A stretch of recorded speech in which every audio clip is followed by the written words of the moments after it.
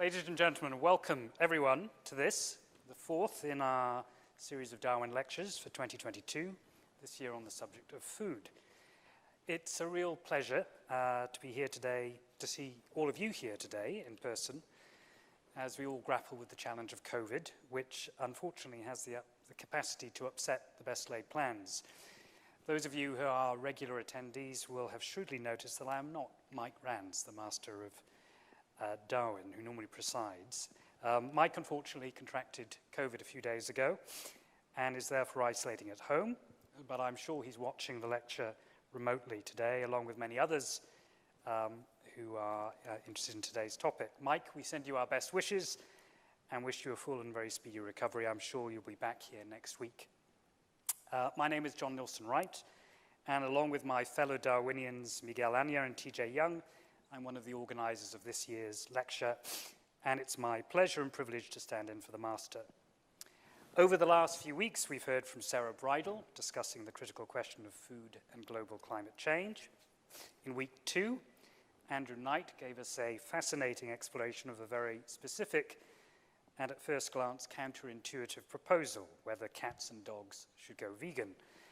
And then most recently last week, Sarah Mukherjee provided us with a wide-ranging analysis looking at the issue of food, power, and society by considering the role of farmers and consumers in the food industry.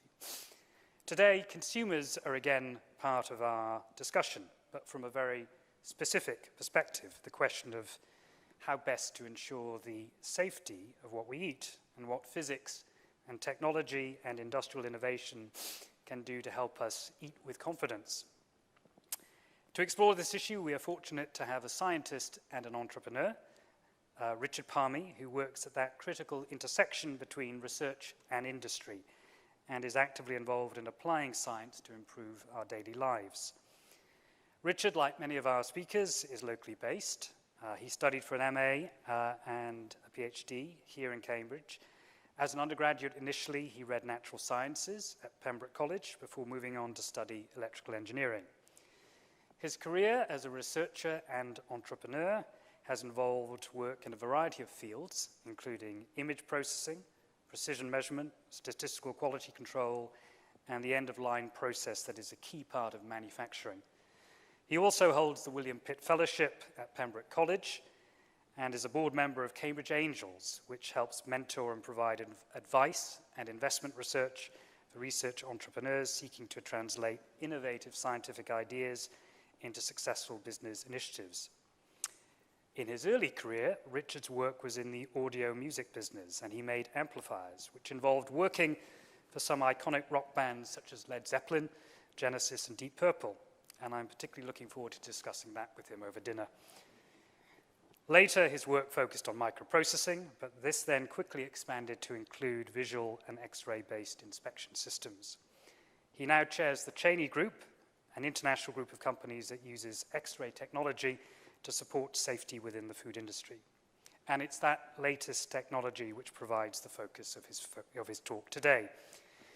A talk which I imagine will provide insights into food safety and health, industrial production, and perhaps also touch on the psychology and behavior of consumers.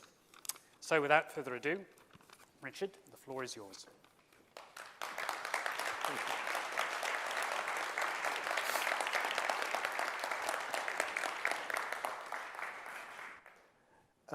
Good evening, everyone. Thank you, John, for that great introduction, and many thanks to the Masters and Fellows of Darwin College for the opportunity to reminisce and pass on a few anecdotes. I would like to take you through the fascinating journey that has been my life.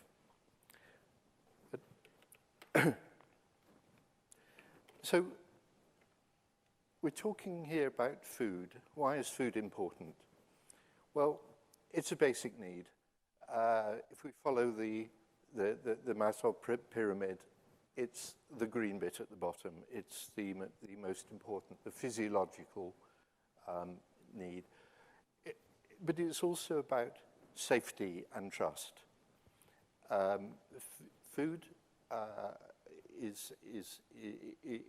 can have dramatic effects if something goes wrong. but it's also very much about the senses. We see a lot of food programs on TV nowadays. It's about the taste, it's about the smell, and it's also about the look. So it's an experience. Of course, it also forms the basis for health and can in itself create health issues.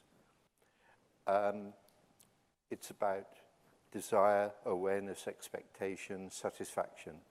So there's an awful lot of things that are really wrapped up in food, and a lot of pressure on the ability to provide food to a particular standard. So why are X-rays relevant to food? Well, like all business ideas, it's just started as a concept. You know, how do we help the retailers? How do we help the supermarkets ensure that they provide good quality food, free from any defects or whatever? And how do the customers, the buyers, actually know that the food is good to eat? And actually, you know, from quite a few different angles, as we'll see, X-ray technology can help quite a lot there. So basically, this is in part a personal journey. I have an absolute conviction, by the way, that entrepreneurialism is a congenital abnormality, and you know, there are a certain number of people who are actually born with this urge, this desire to do crazy things like start up businesses and so on. I started my first company around about 1 million years ago in an area, as John said, that was completely unrelated to food. That was while I was a postgraduate student here in the Department of Engineering. And it was a time before entrepreneurial aspirations became fashionable. It was a case of, oh, commerce, that's nasty, grubby stuff. We don't do that in Cambridge. But things moved on a lot from there. So completely by chance, after founding my second company some years later, I ended up working in the area of quality control. And through a series of enormous coincidences, I went on to develop X-ray imaging systems, specifically in the area of food production. I very much enjoyed Sarah's talk of last week, which resonated considerably with me. I recognize many of the similarities in the areas that I've experienced, such as the power of the supermarkets. This evening, I'll present what is primarily, I think, a technical and commercial perspective, rather than necessarily a strategic or philosophical view, although you will probably detect a few prejudices along the way.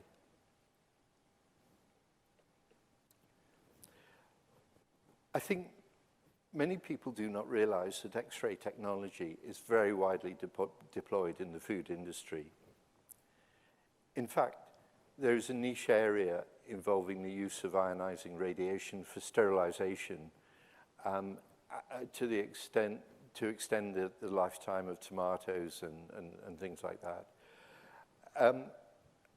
which is far better known than the area that I work in, which is the inspection applications. While there was initial concern about the effect that X-ray inspection could have on the food itself, unlike its use for sterilization, the inspection of food involves radiation levels about 10 million times less than sterilization. In fact, the emissions from an X-ray inspection machine are actually, by law, substantially less than you would receive from flying a jet plane at 30,000 feet. Food is supplied mainly via supermarkets, who have enormous economic power. But very little of what the supermarkets sell is actually made by them. This is almost entirely produced by a series of food processing companies. The supermarkets, however, mandate the quality standards, and in many cases, the means by which these are achieved. The quality leader among the various chains is, in fact, an operation called Marks and Spencer, who have created the specification that is adopted by almost all members of the British Retail Consortium. And in turn, the BRC standards are now really recognized globally. Originally in the UK, there was a legal requirement that food processors and food manufacturers would have an obligation of due diligence, specifically to ensure that the food was good to eat. For a long time, the perception was that this responsibility could be discharged by placing a metal detector on the end of a production line. But this was predicated on the fact that metal detection was a practical and cost-effective technology, although, of course, it's limited to the detection of metal. The principle here being that the organizations should use the best technology available to meet their objectives. So this need spawned a whole series of initially British companies, because the driver was from the British retailers, who developed such equipment. Of course, it's easy to identify flaws in this approach. For example, many food products are packaged in steel cans or metallized plastic materials, which would render the metal detector more or less useless. Furthermore, metal detectors do not work particularly well when inspecting products that comprise of polar molecules such as fat, or products that contain salt. So foods such as meat and cheese cannot be efficiently inspected using metal detectors. Furthermore, metal detectors react differently to products at different temperatures. So many food products are frozen at temperatures down to minus 18 degrees C. And that said, the metal detection is cost-effective, and it's actually still the most widely used method of assuring food safety. Every year, in excess of 40,000 metal detectors are installed on equipment every year. So the story of X-ray in this context started in the early 80s. My own journey started with a design contract to develop an X-ray detector and then associated imaging electronics. In this case, the first application I did was actually nothing to do with food. It was checking the metallic webbing in car tires. The advantage of the application was it was relatively high-value product, and frankly, there was no other way of inspecting it. So, of course, once you've built a piece of equipment to inspect car tires, it's great fun to sort of take other objects and feed them through and see what the images look like, and which was exactly what we did. So how does X-ray work? Well, it's a fairly simple device. At the top, we have an X-ray generator, which squirts out X-rays. And then we have a conveyor with products going along it. And underneath, we have a detector. And then we have a series of bits and pieces of electronics that result in a picture. So the principle is broadly similar to the type of X-ray machines that you see at an airport.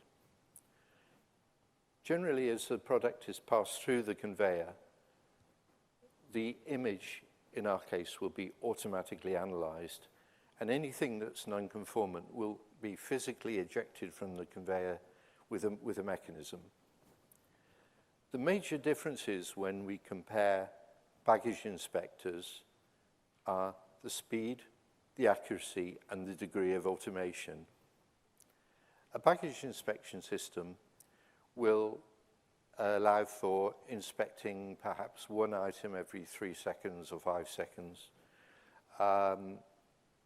There will be an operator, and the operator will hopefully spot something like a gun. In contrast, we will be looking at items at a rate of anything from 200 per minute to 1,000 per minute, and needing to reliably spot something that's no more than 1 millimeter in size, and without any human intervention at all. So there's nothing like a challenge. X-ray is an ionizing radiation, shorter wavelength than ultraviolet, and of course we're all familiar with its use in diagnostic imaging. The X-ray sources that we use are at such a low level that there is no danger of irradiation at all.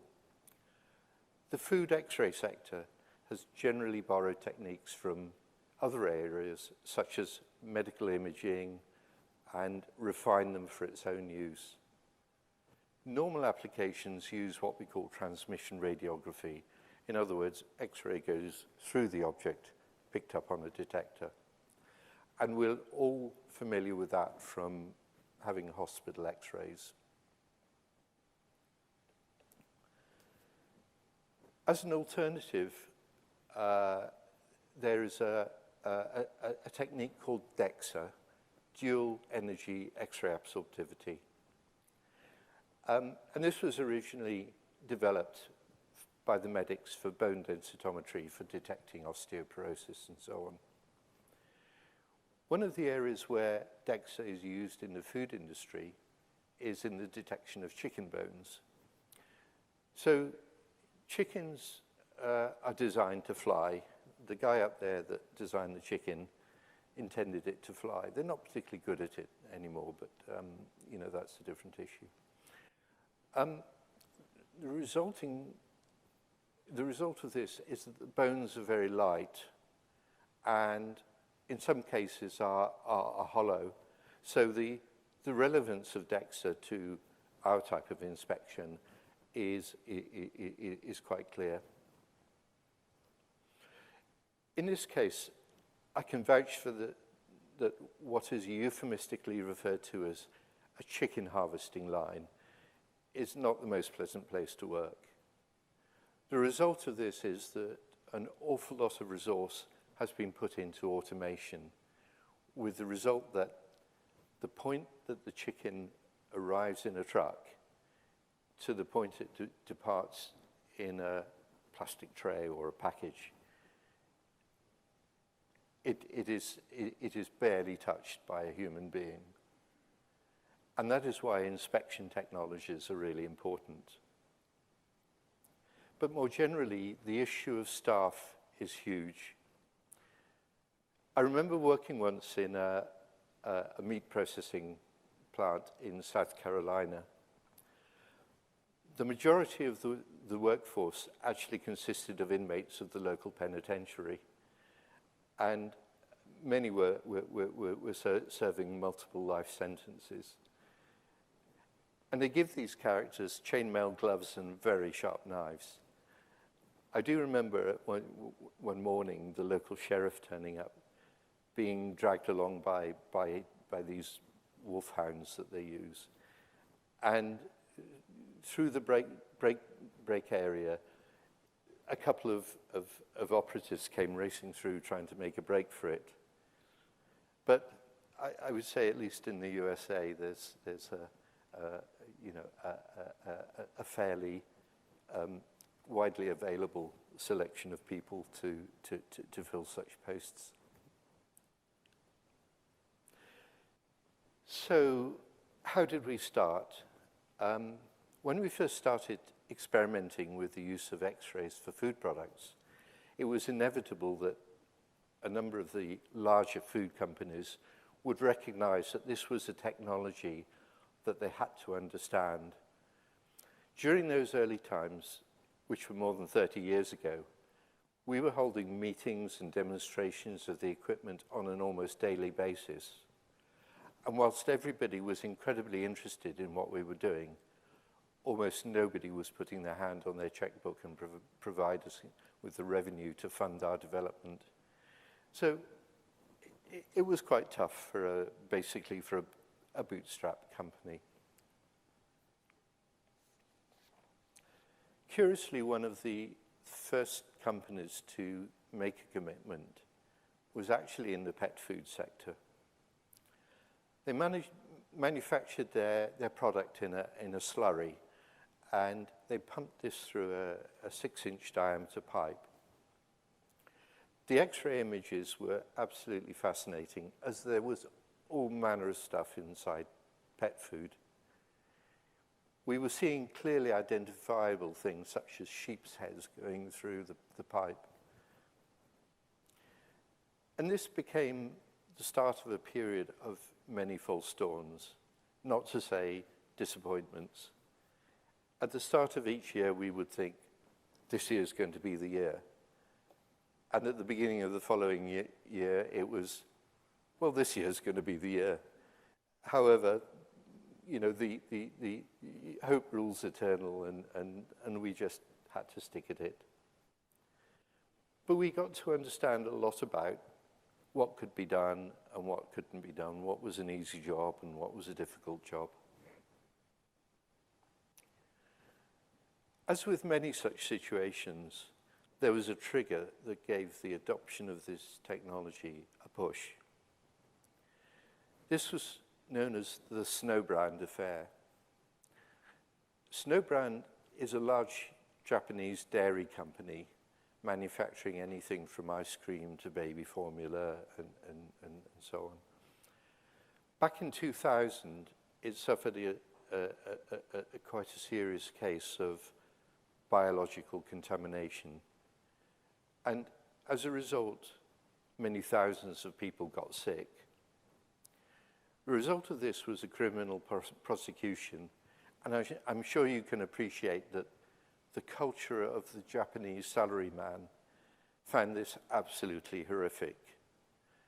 Despite the fact that X-ray technology could do nothing to address the risk of biological contamination, the entire ecosystem became very risk-averse, and the deployment of X-ray technology absolutely skyrocketed within the Japanese market. And during that period, I had many, many trips to Japan. In the rest of the world, the market certainly developed, but at nowhere near as the same rate as Japan. But of course, it's interesting that one of the things that became apparent to us was the absolute sheer enormous volume in the food industry. And certainly in the last 25 years, the movement simply continued towards the production of more and more processed food. The cost of food is in the news a lot at the moment. Pressure to reduce the end-user cost while retaining the quality requires automation and ever faster production methods. Provides new challenges to the equipment manufacturers as well. There was a time, and I do believe Sarah mentioned this last week, where if you wanted potatoes, you would cook them and mash them. Nowadays, if you want mashed potatoes, you go to a supermarket and buy a tray of mashed potatoes. I think I can confidently say that there's very little likelihood that the majority of us will go back to peeling potatoes again. Along with these massive volumes is actually the monetary value of food. Think about a single 40-ton truck carrying meat. The retail value of the product in that truck will be almost £1 million just in a single truck. In fact, the global food industry is currently estimated to be worth $14 trillion per year. That's a lot of noughts. By way of an example, during this early period, I was working with a very large cheese company in the United States. The primary product of part of the plant was producing the so-called plastic cheese, you know, the cheese squares that we see. And the factory contained several production plants, each of which produced cheese in the form of a blanket. And it was a blanket that was probably 4 or 5 feet wide. They could do remarkable things with this blanket. They could make it go around corners by using origami techniques. Ultimately, these blankets were then split into 16 different lanes of cheese, and each lane was producing 600 slices per minute. I remember seeing the side of the factory, and there was a row of 50 loading docks with trucks, you know, entering and leaving the whole time. The person I was working with basically told me that every year the factory received 10,000 million pounds of milk, and they produced 800 million pounds of cheese, in each one in 3/4-ounce slices. Americans have always, by the way, had problems with metric units, I guess. But now, I'm a bit of a mental arithmetic nut, and I processed these numbers, and they were absolutely correct. But taking it on further, there was a second factory in the Midwest doing exactly the same.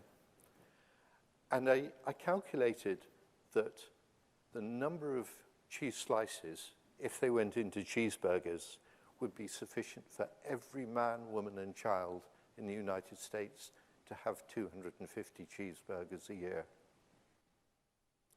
Somebody there was getting 248 of mine.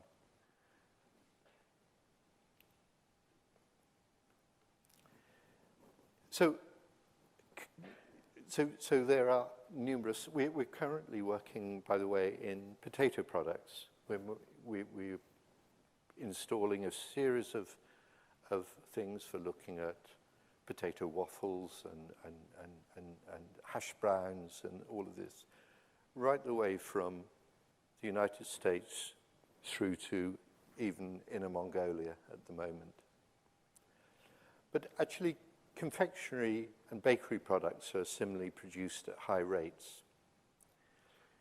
One of the more delightful applications I've worked on has been the production of a chocolate bar called a Kit Kat. Each production line produces between 4,000 and 8,000 Kit Kats every minute. And there are almost 90 production lines around the world. That's a lot of Kit Kats. I'll be talking a little bit more about that later. So, what is the primary reason for X-rays? Why are we bothering to X-ray all of this stuff? Well, the primary reason is to check that there are no foreign bodies there.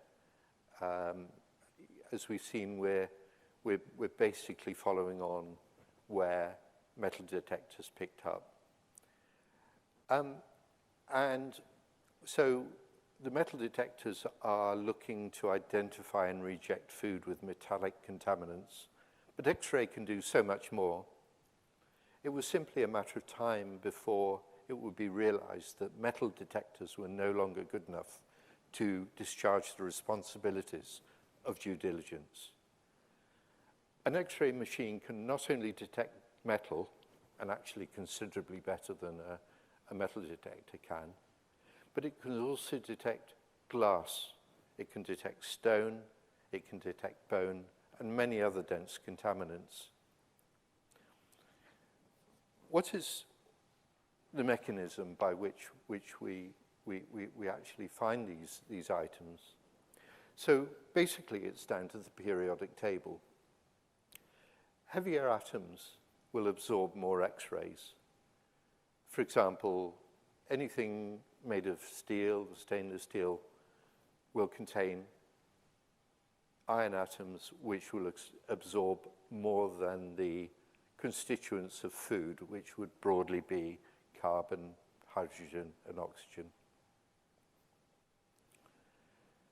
It's the same reason that, for example, that we can detect bones. Everybody knows bones have calcium in them, and they become quite visible in medical X-rays with a background of muscle. But if there's a difference between the atomic number of the atoms in the food and the contaminants, then these can be detected. I'm often asked if X-rays can detect plastics. If the plastics have a similar composition to the food, for example, polyethylene, polycarbonate, the answer is that generally they are undetectable. But many plastics have constituents which contain chlorination, for example. And the difference between the chlorine atom and the food matrix is sufficient to make it readily detectable. So one strategy for eliminating plastic foreign bodies is if you can identify the source and then make sure the source has got atoms which make them detectable. A good example of this is the dairy industry, where the product is transported generally through pipework. Now, pipes are connected together using O-rings. A conventional O-ring made of nitrile rubber will not be detectable by X-rays, whereas a chlorinated rubber, such as Viton, will be. And so the strategy is that the plants will replace all of their O-rings with X-ray detectable material. The differentiation between the atomic constituents of the contaminant is important. I don't know if I should flag up a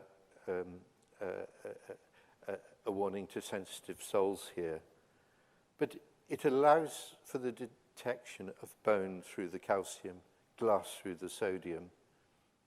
But consider for a moment the manufacture of peanuts. Let's say dry roasted peanuts. Now, mice love peanuts. They get in among them and they eat a sufficient number so that they expire.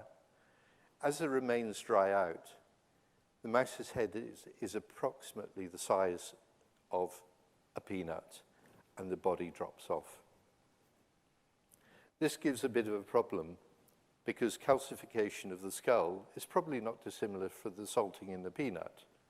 So a word of warning from somebody who knows, be on the lookout for extra crunchy peanuts.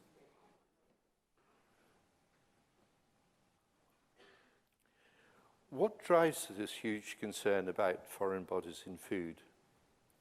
Well, in many instances, you purchase your food from supermarkets, which are extremely large companies. They need to take the complaints seriously, and this represents a major financial liability for their businesses. We'll talk more about what I call the psychology of complaint a little bit later. However, as I said earlier, very few supermarkets actually make their own food. This is the preserve of the food processing companies. these companies vie for the very, very large contracts. I mean, we're talking billions of pounds. You know, and the retailers there have the ability to track the source of a complaint. So, for example, you've all seen the codes on the underside of packages. They can track a complaint, a rejected, a returned product, back to an individual supplier, back to that supplier's factory, back to the production line, and right back to the date and time it was made. So there's two methods to minimize the occurrence of claims. The first is that the supermarkets will audit the food processors, including their administrative processes and their methods. And the second is that the supermarkets will impose fines on their suppliers. These fines can range anywhere from £100 per complaint up to, if the supplier doesn't take mitigating action, then it could be £1,000 or more.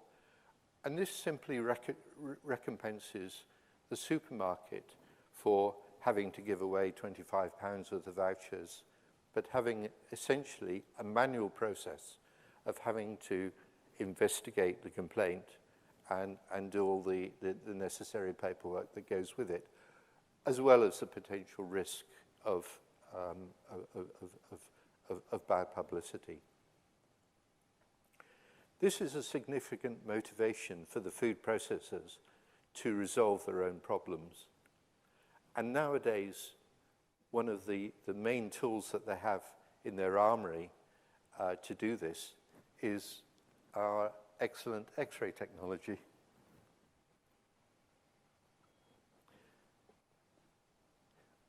We do find some funny cultural issues popping up. We had a major project a few years ago where we were presented with a product where it was believed that there was a risk of lead. Now, lead is widely recognized as being quite undesirable to ingest, and certainly it represents a major area of concern for food companies. But think about a bunch of kids in the Midwest of the United States in their pickup truck on a Saturday afternoon with their shotguns, and they go past a field of cows, and you know, they love nothing better than to let the shotgun off and just to see the cows jump. And whilst lead shot is very rarely used over here anymore, it's been largely replaced by stainless steel. It's still quite common in the States. So for one of our projects, we had very, very small pieces of lead analyzed, and the X-rays can actually detect tiny, tiny pieces of this. There is a perception amongst developed nations that emerging economies perhaps have lower quality standards than we would expect. But as a result of the insistence of processors and suppliers that buy material from developing countries, actually we're seeing quite a wide deployment of this type of X-ray technology in some very exotic and faraway places. So I'll talk more about that again in a moment. A further benefit of X-ray is you have a complete image of a product. This means that you can identify foreign bodies even if they're of the same material as the container. So it means that X-rays can identify metal contamination inside a steel can, And in the same way, you can detect a shard of glass inside a glass jar. So there's a certain very popular Mexican brand of beer where the beer is served with a piece of lime in the top, and it would be normal for the consumer to sort of basically swig it out of the bottle. If you can imagine that there's a glass shard in the bottom of that jar, the horrific consequence is that that shard of glass will be inside you before you realize that, and you can be sure that the beer producers are very aware of this problem.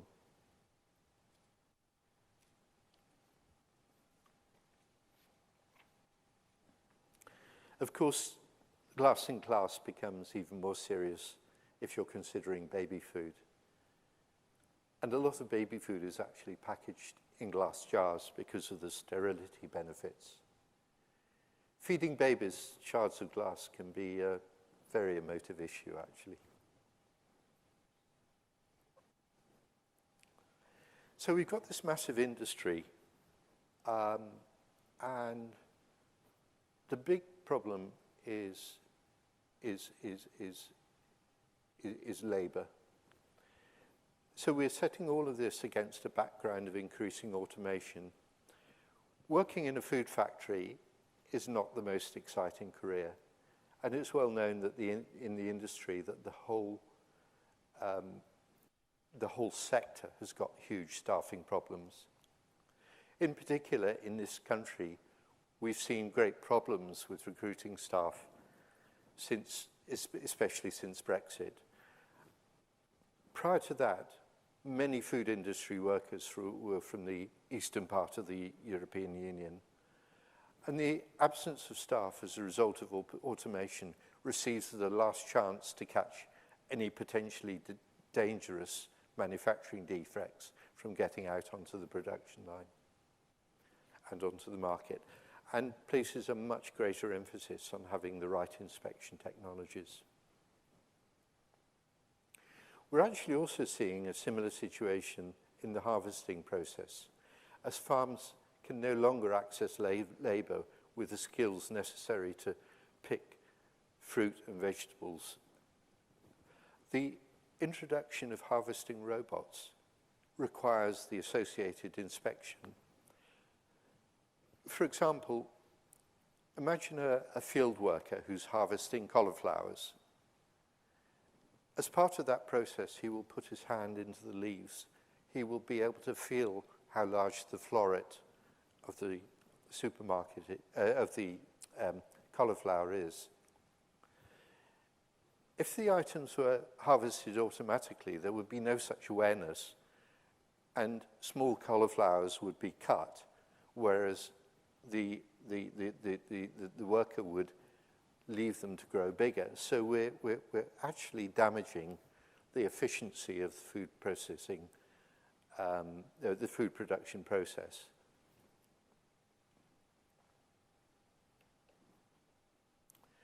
So anything that's growing in the field is likely to have unexpected creatures associated with them. For example, spinach is a well-known hiding place for all sorts of animals, in particular, rather small frogs. The bones of the frog are extremely thin and virtually undetectable against the background of the spinach leaves, even in an X-ray image. So the only part of the frog that we can realistically see is probably the head.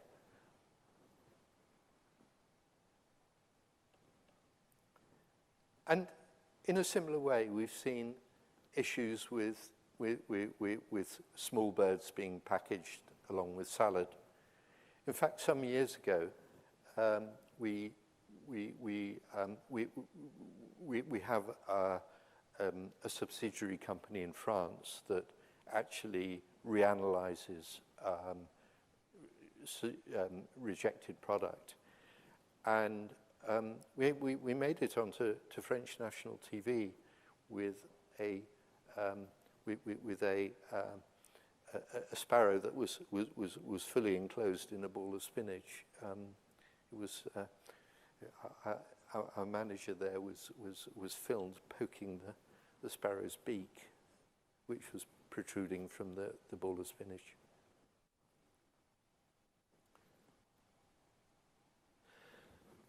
But we can do more than just find foreign bodies. Dense contamination is not the only sort of defect we see in food. For example, many food products are packaged in thermoform trays. There's a film lid over a seal area. The food materials in the seal area will be compressed and extruded, but they still leave the potential for an unsterile channel. By using very low energy X-rays, it's possible to measure even the very thinnest amount of material. And the result of this is improved sterility and a longer shelf life, and of course less spoilage and waste in the product itself. The reduction of food waste is enormously important, and indeed an emotive issue nowadays. In addition to the reassurance provided by online automatic X-ray inspection, the technology also provides a means of reworking the products where there is a perceived risk. So if an event happens, such as the failure of a bearing in a machine, all the production is quarantined back to the point where they knew that the bearing was intact.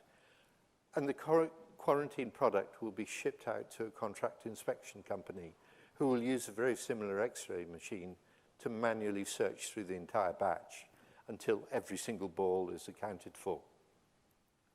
Once this has been accomplished, then of course the product can be signed off as good for sale.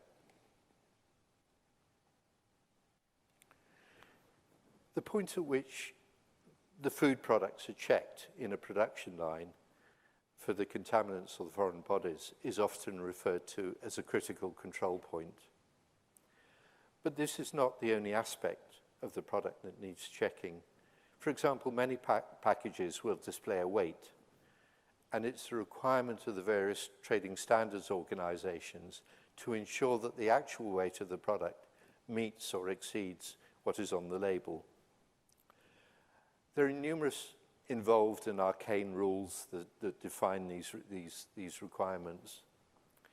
Traditionally, this so-called check weighing has been accomplished with gravitational mechanisms, where the package passes over a short conveyor mounted onto a load cell. However, this is also an area where X-ray can help. The X-ray image of the package contains a series of pixels which can easily be converted into a weight by looking at the relative density of the pixels and aggregating them.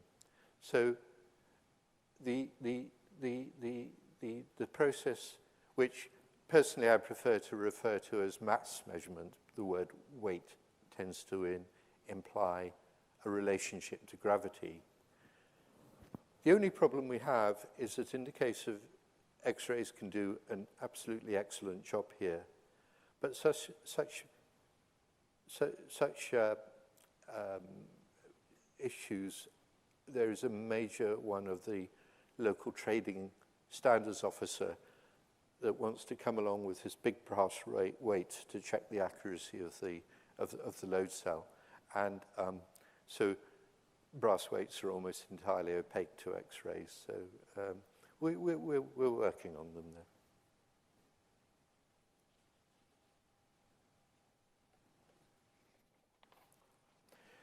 But there are some great examples where X-ray inspections can use algorithms to measure weight in different sections of a product.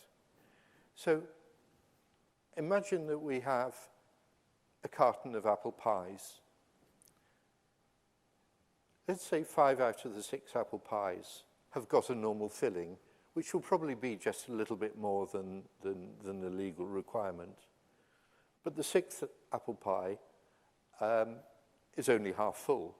Now, that will be immediately apparent to a consumer, but to a check weigher weighing the overall contents of the pack, the overweights on the 5 will compensate for the underweight on the 6th.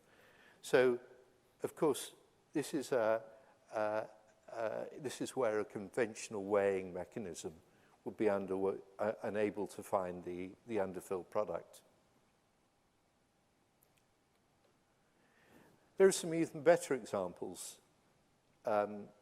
where what we refer to as zone inspection really comes into its own.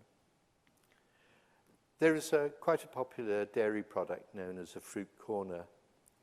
A large part of the container is filled with yogurt, and then a small zone is filled with fruit. And obviously a partial filling of the fruit section would be very noticeable. But this is particularly the case where actually you can get fruit corners where the additive is actually not fruit, it's something like a Rice Krispie. And the difference in the weight can be enormous. It would be completely impossible for a gravimetric checkweigher to reject this. But in the case of the X-ray, it's an excellent application. You can also get a variety of do-it-yourself kits. So this is an example of a dessert kit, which is widely sold in the United States. You have a couple of cookies, you have some frosting. There's actually even a little stick which is poking out from the cookies, which allows you to spread the frosting. And then you have some sprinkles. And on perhaps a 40-gram pack, there are probably only 1 gram of sprinkles. So in other words, the sprinkles are well within the tolerance of the other components. So yeah, a nice application.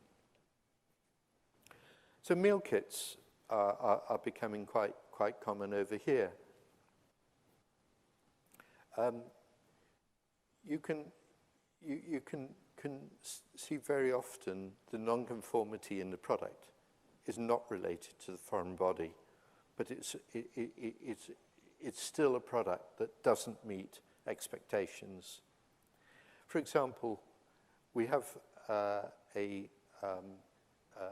meal kit which will have 4 or 5 items in it, perhaps protein, perhaps carbohydrate, some sauces, and so on.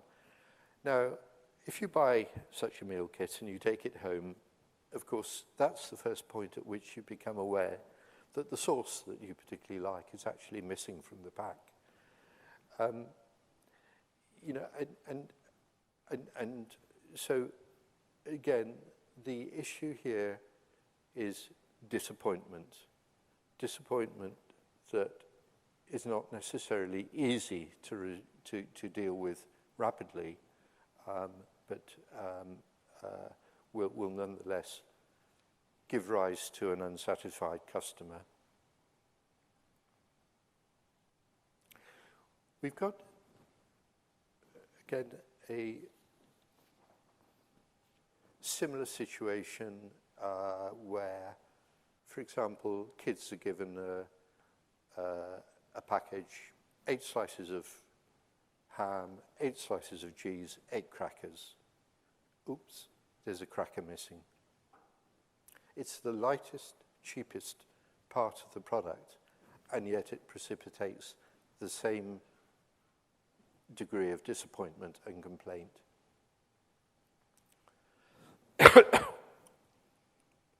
Moving back up the value chain, if you operate a large restaurant group supplying beef burgers, you will specify that your food process suppliers provide you with meat that has a maximum fat level, typically 20%. It's ignoring the fact that actually food that's got more fat in tastes better, but you know, this is their explicit requirement.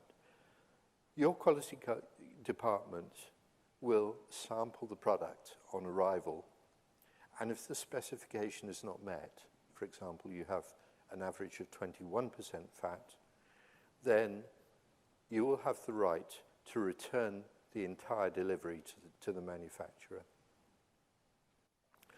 And as we've already seen, this can have an enormous monetary value. Because of the intrinsic relationship between the X-ray image and the density or the atomic constituents, it's possible for us to really quite accurately calculate the fat level in the meat being produced. This has two advantages. First of all, it prevents any risk of supplying out of specification material. But secondly, if your product is actually too good, you can mix in some lower quality material, perhaps some fatter material, and improve your profitability. And the accountants love that one.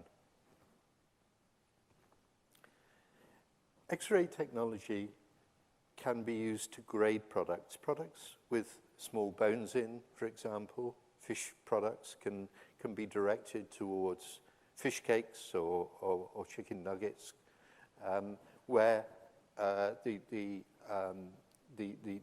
degree of processing can effectively remove the bone, whereas prime fillets, you really need them to be clear of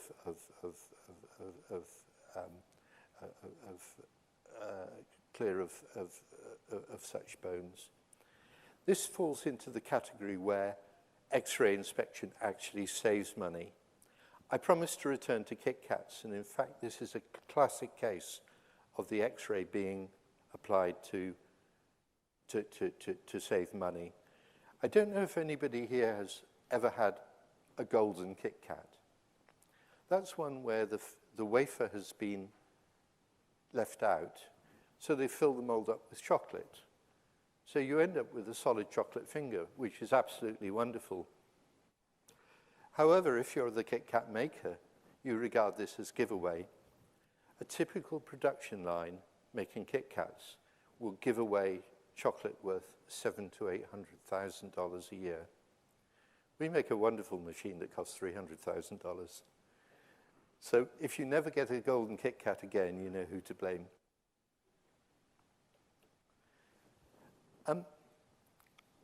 We don't only have to check for items that shouldn't be there, we sometimes have to confirm the presence of items. Additional items such as toys or so on are known as premiums.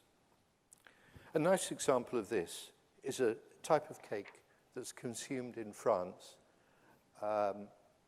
typically around Epiphany. It's known as a galette de roi. The galette is a marzipan-based cake, and it's divided into slices, and each member of your family has a slice. So inside the cake, there is a small porcelain doll called a fève. Whoever gets gets the fève in their slice gets to wear a golden crown you can see in the picture. Of course, it's important to ensure that there's at least one fève in the cake, but equally, it's a requirement to ensure there's only one. At a time of year when it's particularly important that there's no risk of unnecessarily precipitating family conflicts over who wears the crown. This is broadly reminiscent of the coin in the Christmas pudding that we used to have years ago. Galettes are produced each year from September to December. We have one customer who's been renting a system for 4 months every year for the last 15 years. Along with the detection of premiums, we also have a deoxidizer. So often food is packaged in a modified atmosphere to prevent degradation. So the package will be flushed with nitrogen or with carbon dioxide to extend the shelf life. And to get the last little bit of oxygen out, there's a package of ferrous oxide. Of course, ferrous oxide would trigger a metal detector, but we can make an extremely good job of making sure it's present and there is only one. So in this area, there's been a great opportunity to install equipment all around the world in some really exotic places. The business of tuna fishing has become very fertile ground for X-ray inspection, especially as more tuna is becoming line caught as opposed to trawled, and the attendant risks of hooks in the fish. We have installations everywhere from American Samoa in the mid-Pacific through to recent installations in Madagascar and the Ivory Coast. We've even got one system installed in the Seychelles. There was a long queue of people in the company wanting to commission that one. But tropical islands are interesting symbiotic places. You have the luxury resort at one end of the island, and you have the fish factory at the other.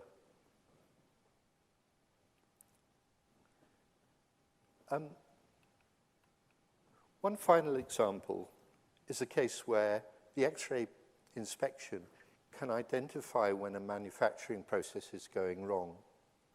A jam-filled donut will have the jam added into the cake through an array of needles. In the case of a ring donut, there will be 12 needles inserting it to inject the jam. If a needle is blocked, you will end up with a region where there is no jam. As this gets progressively worse with more and more needles becoming blocked, it will reach the point where the product's quality is substandard. So we can actually predict this, and we can arrange to get the needles unblocked so that we're not producing substandard food.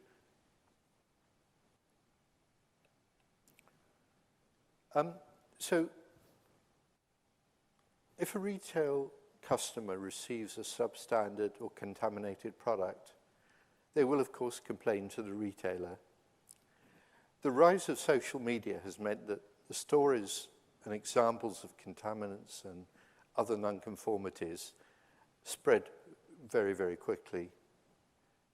We have examples, for example, of customers, potential customers, showing us tweets where their customers are complaining about the problem and asking if there's anything we can do. So, in response to complaints, the retailer will investigate, and and they will produce a series of vouchers, perhaps. For some people, this becomes a habit, which I do not recommend, because supermarkets do collaborate and maintain databases on serial complainers, and there's no pun intended there. It's also not a good idea to complain if you work in the contaminant detection industry. My own experience of this was when my family purchased a jar of jam with a piece of glass in it. Unfortunately, I was out of the country at the time, and they went ahead and complained to the supermarket.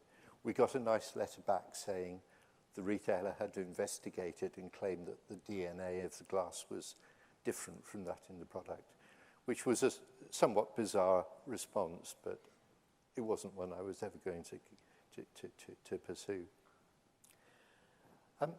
So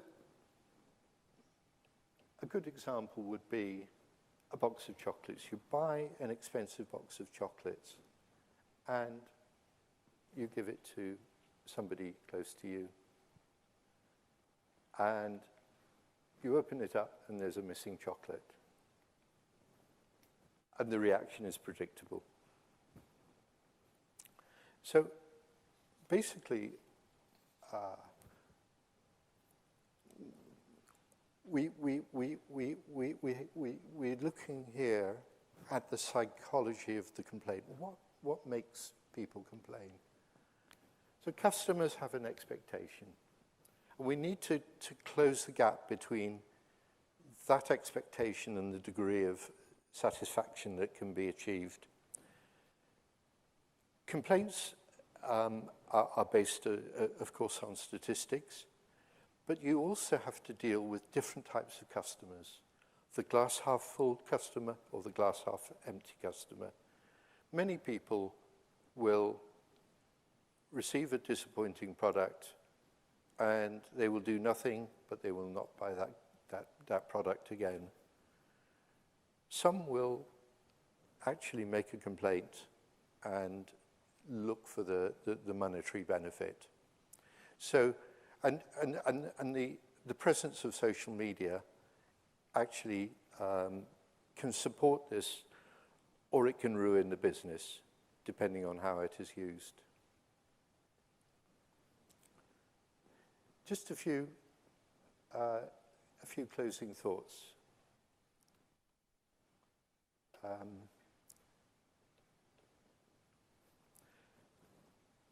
Food safety for the protection of customers from unpleasant contaminants or even injury is a really important thing.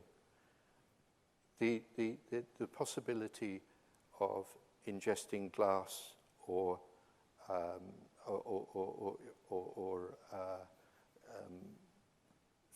fish bones or other materials is really a significant concern. Secondly, manufacturing efficiency from continuous monitoring of the conformance of products will make sure that there is significantly reduced food waste and through the proper identification of non-conformant products. And finally, there's a financial efficiency, both in terms of the giveaway, such as in our Kit Kats, or the process of reducing customer complaints, such as in our apple pies. This efficiency must ultimately feed through into reduced food costs. So, where do we go next? Of course, artificial intelligence and machine learning is a new area. This is a topic I've been working on for the last 4 years, particularly with a view to finding a practical way of deploying this. The traditional way of dealing with machine learning is to produce a classification set of products or images to train the machine learning system. However, the image sets need to be quite large for a reliability of inspection. I could imagine, so we can get a large number, let's say 50,000 images of good product. But I could imagine that if I asked one of my food processing customers to produce me 50,000 reject products to train the system, it would be a very short and probably rather impolite conversation. So this needs to be about devising a system where the classification and training mechanisms can be essentially autonomous. These methods are by no means available for all applications. And in order for us to maintain the credibility of the method, then we have to choose the right products to deploy this. This is an example where actually we can. Cherries are depitted. This involves actually pushing the pit out of the cherry. It's very easy to get 50,000 reject cherries. They've all got the pits in, and then we pass them through the pitting machine. So this is one that we're currently working on at the moment to ensure that we have a continuous machine learning process.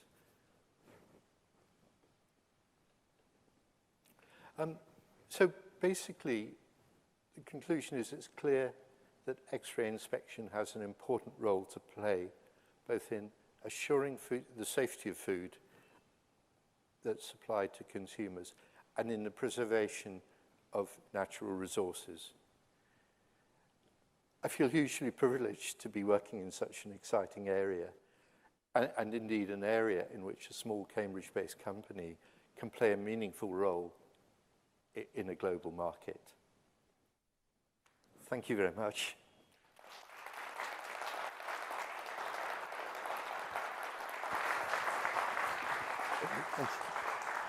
Shall I go first? Richard, thank you very much for a fascinating talk. You know, when we thought about the title of X-rays and food, one might have thought it would have been a very narrow talk, but I'm really struck. You know, you've not only told us about the diversity and scale of the challenges in the food industry, but you've also shown us in so many interesting ways, I think, how power is also a key element in this narrative, the relationship between supermarkets and food producers, food suppliers. You've also, I think, told us very interestingly about the important role of culture and all of those very vivid examples you gave us of different types of food challenges from particular countries. You know, we think of the food industry as a global phenomenon, but I was struck very much by the local dimension and how it drives the process of thinking about how to apply your technology and to stimulate entrepreneurship. And I think it's another indication about something that perhaps we haven't thought about, which is the role of the relationship between the entrepreneur and scientific research. You started your talk by recounting the comment when you were a student about commerce being nasty and grubby. I think you've shown us very vividly how essential it is, and also how reassuring the valuable work that you do is for us when it comes to our food security and food safety.